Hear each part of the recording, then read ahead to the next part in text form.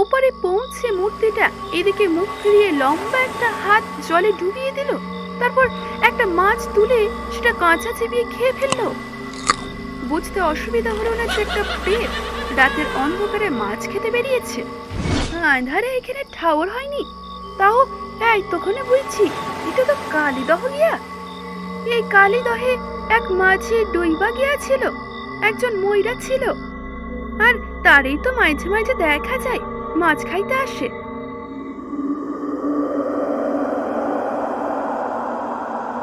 গরমের ছুটিতে অভিকে ছোট মামা এসে ওকে মামা বাড়ি নিয়ে গেল। ওর মামা বাড়ি টাকি শহরের কাছেই, ইচ্ছামতি নদী থেকে কিছুটা দূরে। অভিকে দাদু এখনো বেঁচে আছেন, দিদিমা নেই। দাদুর বয়স ৮০-র ওপর, কিন্তু এখনো বুক টান টান করে হাঁটেন। দাদুর বাবা ছিলেন পূব বাংলার ছোটখাটো এক জমিদার, এখন যার নাম বাংলাদেশ। তখন অবশ্য দেশ ভাগ হওয়ার কথা কেউ কল্পনাও করেনি। তবে দেশ ভাগ হওয়ার পরেও দাদু পূব বাংলার সঙ্গে সম্পর্ক ত্যাগ করেননি, কিন্তু শেষ পর্যন্ত সেই যোগাযোগ রাখার অসম্ভব হলো। দাদুর বয়স তখন ২৫-২৬ হবে। কয়েকদিনের জন্য দেশের বাড়িতে গিয়েছিলেন। একদিন রাত্রে তাদের বাড়ি আক্রমণ করেছিল দুর্বৃত্তরা, সকলকে কুপিয়ে মেরেছিল। শুধু দাদুই পালিয়ে বেঁচেছিলেন। এক প্রতিবেশী মুসলমান পরিবার তাকে আশ্রয় দিয়ে লুকিয়ে রেখেছিল। বিপদের আশঙ্কা করে দাদুর বাবা কিছু ধনরত্ন মাটির তলে লুকিয়ে রেখেছিলেন। সেগুলি উদ্ধার করে সেই মুসলমান পরিবারের সাহায্যে এপার বাংলায় চলে এসেছিলেন দাদু। ইচ্ছামতির নদীর ধারে নতুন করে বাসা তৈরি করেছিলেন। দাদু কঠিন পরিশ্রম করে দেশ ভাগ হবার আগেই MA পাশ করেছিলেন। ওখানে এক স্কুলে মাস্টারের চাকরিও পেয়েছিলেন, ইংরেজি পড়াতেন। পরে হেডমাস্টার হয়েছিলেন। সংসার হবার পর তিনি পাকা বাড়ি করেন। এই হলো গিয়ে অভিকের দাদুর ইতিহাস। অভিকের ৩ মামা, বড় মামা উকিল, মেজো মামা ডাক্তার, আর ছোট মামা কলকাতার এক বড় ক্লাবে ফুটবল খেলে, এখনো চাকরি পায়নি। বড় মামা আর মেজো মামা বিয়ে করেছেন। অভিকের মা হলো ৩ মামার একমাত্র বোন, তাই মামার বাড়িতে অভিকের খুব আদর। ওর বয়স ১৩, ক্লাস 8-এ পড়ে। দাদু জমিতে আম, কাঁঠাল আর লিচু গাছ লাগিয়েছিলেন, আর এই গরমকালে তা পাকতেও শুরু করেছে। অভি খুব ভালো করেই জানতো যে মামার বাড়ি এলে তার আদর কেমন হবে, তাই এই গরমের ছুটিতে কয়েকদিনের জন্য হলেও মামার বাড়িতে তার আসা চাই। অন্যদিকে আবার দাদু পুকুর কাটিয়েছেন, তাতে নানা রকমের মাছও হয়েছে। সেদিন সন্ধ্যাবেলা দাদুকে ঘিরে বসেছিল নাতি নাতনিরা। সামনে একটা বড় রেকাবিতে গরম গরম মাছের চপ, আরেকটা রেকাবিতে আছে আম ফালা ফালা করে কাটা। এইসব খেতে খেতে দাদুর সঙ্গে গল্প করছিল তারা। অভিক তখনই বলে উঠল, ও দাদু, একটা ভূতের গপ্প বলো দেখি।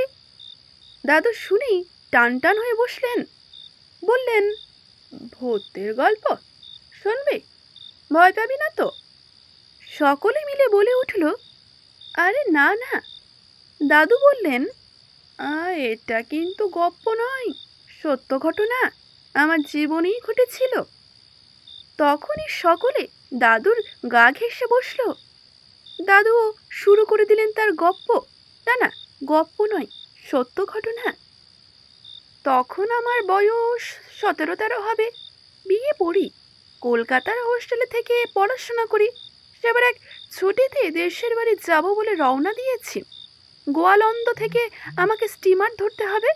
গোয়ালন্দ হলো বড় স্টিমার ঘাট।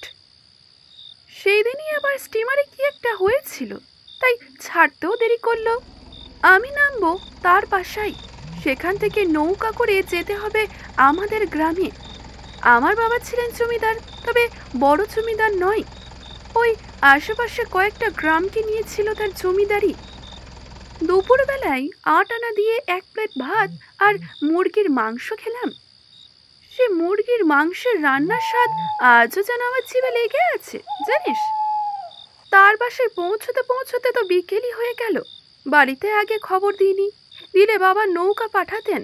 আমাদের নিজেদের নৌকা ছিল, তবে ওখানে অনেক নৌকা ছিল। আমিও যা হোক একটা বুড়ো মুসলমানের নৌকা ভাড়া করলাম, তার সঙ্গে ছিল তার জোয়ান নাতি। বুড়ো মাঝিকে আমার জায়গা বলতেই সে বলল, তা ছোট কর্তার বাড়ি তো, আপনার লোক পলা হন না? আমি অনেকবার গেছি। আমার বাবাকে অবশ্য ছোট চৌধুরী নামেই সবাই ডাকতো।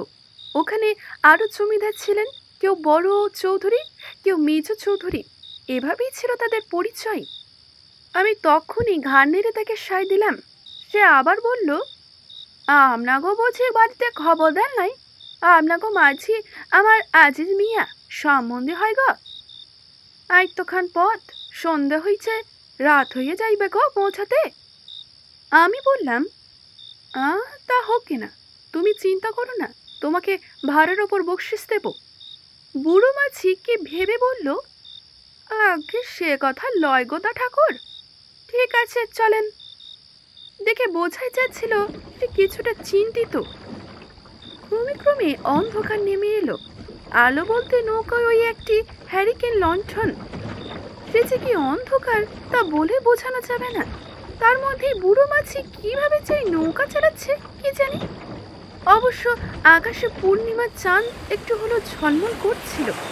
প্রায় 1 ঘন্টা যাবার পর বুড়ো মাঝি হঠাৎ এক জায়গায় খালের পার ঘেঁষে নৌকা ভিড়ল। আমি বললাম, এ কি মাঝি, এখানে নৌকা ভিড়লে কেন? বুড়ো মাঝি বলল, আগে দাইগা ঠাকুর, দইটা বাঘের পর না ডাকাই বিল, রহিম শেখের দলের ভয়ে রাইতে কেউ এইখানে থাকে না, কেউ এই জায়গায় পারাপার হয়নি। আমারে কিছু করবো না, আমি এই পথে নাও চালাইলে বুড়ো হইয়া গেলাম। আমারে হক কেলে চিনি, কিন্তু ডর আপনার লাইগা, যদি আপনার কিছু হইয়া যায় তো আমি ছোট কয়তারে মুখ দেখাইতে পারুম না। রহিম শেখের নাম আমিও শুনেছিলাম বটে। দিনের বেলায় অনেক নৌকা চলাচল করে বলে সে রাত্রিরে বেরোয় দলবল নিয়ে। শুনেছি দয়া মায়া কিচ্ছু নেই, নিষ্ঠুর মানুষ। বুড়ো মাঝি আর তার নাতি রান্না বান্নার আয়োজনে ব্যস্ত হলো। সব নৌকায় তার ব্যবস্থা থাকে। বাড়ি গিয়ে কখন ওরা খাওয়া দাওয়া করবে তার জন্য তারা এখানে সব ঠিকঠাক করে নাই। যেমন আজ রাতটাই খালের পাড়ে কাটাতে হবে। হাঁড়িতে চাল ছেড়েই নাতি মাছ করতে বসে পড়ল, বড় বড় পার্শে মাছ। আমি ওদের সঙ্গে খাবো। আমি ছয়ের বাইরে বসে চাঁদের আলোর প্রকৃতি দেখছিলাম।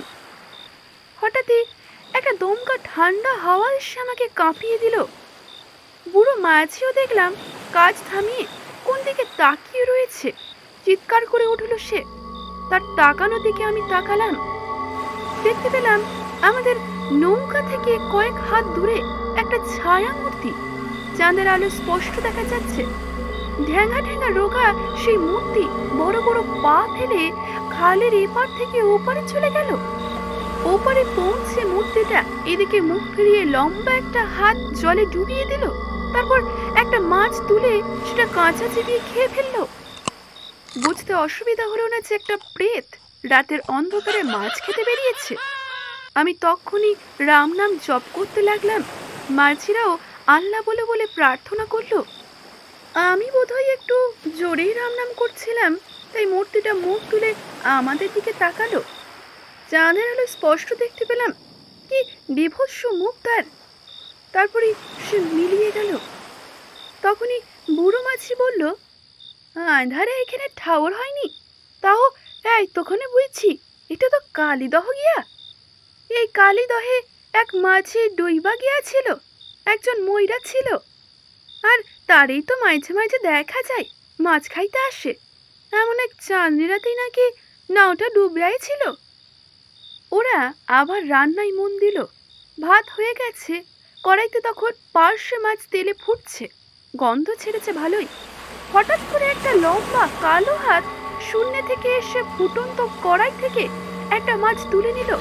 তাকিয়ে দেখলাম সেই ছায়া মূর্তি নৌকার একেবারে পাশে খাল পাড়ে দাঁড়িয়ে সেই মাছটাকে কর্মর করে চিবিয়ে খাচ্ছে। বুড়ো মাঝির নাতি তখনই সেখানে অজ্ঞান হয়ে পড়ে গেছে। আমার বয়স ছিল তখন কম, শরীরে শক্তির অভাব ছিল না। আমি তখনই একটা চেলা কাঠ তুলে গনগুনে আগুনে তার দিকে ছুড়ে দিলাম আর বলতে লাগলাম, জয় জয় রামচন্দ্র, জয় জয় রাম।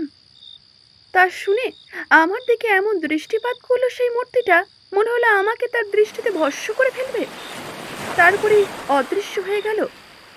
বুড়ো মাঝি বলল, না, এইখানে আর এক দণ্ড থাইকা চলে না দা ঠাকুর, যা হইব হইব, নসিবে যা আছে হইব, চলেন। সে তখনই নৌকা ছেড়ে দিল। যেতে যেতে তার নাতিরও জ্ঞান ফিরে এলো, কিন্তু নৌকা চলে না।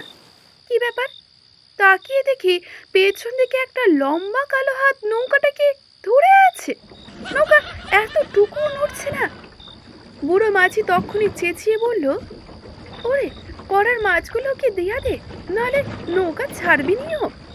তার দিকে তখনই মাছ ছুড়ে দিতে সে নৌকাটাও ছেড়ে দিল। আধ ঘন্টা যাবার পরই চাঁদের আলোয় চোখে পড়লো একটা ছিপ তীর গতিতে আমাদের দিকে ছুটে আসছে। বুড়ো মাঝি কপাল চাপড়ে বলল, হায় হায় আল্লাহ হায়, এইবারে ডাকাইতে পারলে কইলাম গা, আজ কি দায় খাতে যাত্রা কইরাছিলাম কে জানে। তখনই আমার বুকের ভেতরটা ধড়াস করে উঠল। ও সত্যি, কি দিনে যে যাত্রা করেছিলাম। ছিপটা আমাদের কাছে আসতেই কে একজন গুরু গম্ভীর গলায় হাঁক দিয়ে বলল, কেডা যায়? বুড়ো মাঝি গলা তুলে বলল, আগে আমি ইমানুক হক, সিরাজের বাপ। এই সিরাজ একসময় নামি ফুটবলার ছিল, আজ জানলাম এই বুড়ো মাঝি তারই বাপ। ছিপ থেকে অন্য একটি গলায় সারা এলো, তা তো নামিয়ে কারা যায়? বুড়ো ভীত গলায় বলল, আগে সোনা দেখি ছোট চৌধুরীর বড় পোলা, কোনো ক্ষতি করিস না ভাই রহিম, তোর তোর লেগে আমি আল্লাহর কাছে দয়া মাংতেছি, ছোট কথার কাছে আমি আর নাহলে মুখ দেখাইতে পারুম না। তখনই আমার মনে পড়ে গেল ফটিকের কথা। সেই ফটিক ভালো লাঠি খেলতে জানতো, তার সঙ্গে তো আমার ভালোই ভাবছিল। আমি তাকে দাদা বলে ডাকতাম। কি একটা কারণে সে নিরুদ্দেশ হয়ে গিয়েছিল, তারপর মনে হয় এই ডাকাতে দলেই চোখ দিয়েছে। তাই আমি তখনই বললাম, তোমাদের মধ্যে ফটিক সর্দার কেউ আছে? অন্যদিক থেকে গলা এলো, কে ডারে? আমি বললাম, আমি আমি গো, চৌধুরীর বড় ছেলে রবীন্দ্র নারায়ণ। ছোটবেলায় ফটিক দাদা আমাকে কত লাঠি খেলা শেখাতো। শোনা মাত্রই তাদের ছিপ থেকে আমাদের ছিপে একজন লাফ দিয়ে চলে এলো। তাকে চিনতে আমার বেশিক্ষণ লাগলো না। এই তো ফটিক দাদা। ফটিক তখনই আমাকে জড়িয়ে ধরলো, বলল, দা ঠাকুর, কত বড় হয়ে গেছো তুমি, তুমি না কইলে চিনতেই পারতুম না।